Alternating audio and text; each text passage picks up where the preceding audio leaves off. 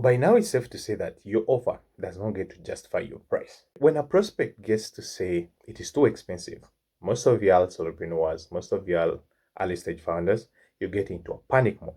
And immediately you start assuming that maybe there's something wrong with the number that I'm trying to throw out. But tell you what, in most cases, your number isn't the problem. But the problem is your value isn't supported. So let me get to explain this. Just for context, yeah? If you get to charge $100 and you don't get to explain your measurable outcomes, you don't get to explain your financial impact, you don't get to explain your speed of action, and you don't even get to explain your cost of inaction, then what are you going to make of that $100?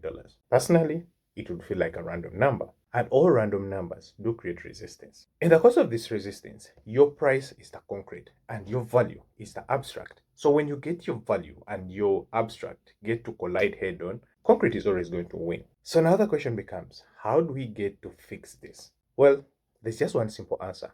Always get to translate your value.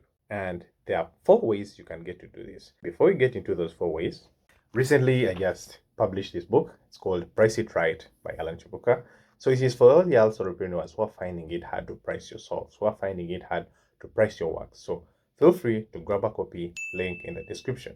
So back to the video. And as I said, there are only 4 ways you can get to fix this. So step 1, get to define your exact outcome. And when I say outcome, I don't get to mean your vague improvements, but just the specific transformation that your client intends to get.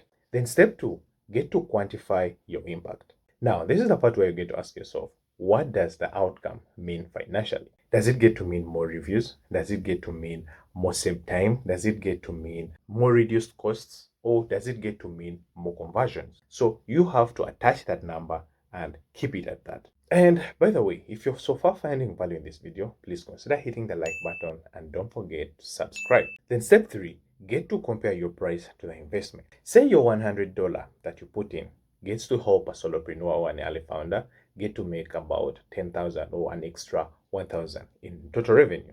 Then your $100 investment then becomes logical. It makes complete sense for everyone to put in that 100 so that they get to get more of that, like 10x that, right?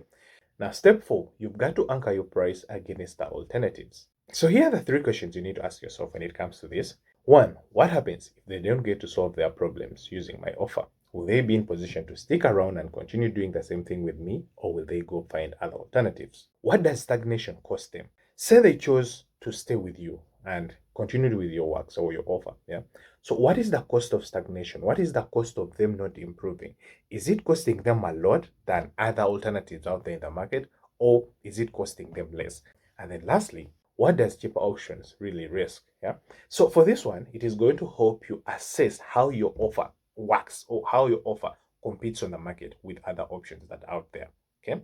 Now, when you happen to answer all these questions, then your investments tend to get to have what we call context, because when value is measurable, objection shrinks. And when your value is an abstract, then objection will always get to grow. So here's an exercise that I want you to take on and put into practice. Yeah.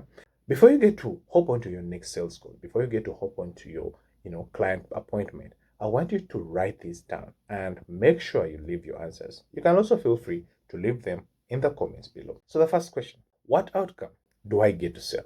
So you write that down. The second one, how is that outcome measurable? And then the last one, what is it worth? If you can't get to answer, or if you can't get to note down answers to these questions clearly, then your clients can't get to justify the investments that you're promising them to have. And the worst part, your pricing clarity is going to disappear. And then, as I sum this up, your job is to make value visible. And only then will you make your price stop feeling heavy.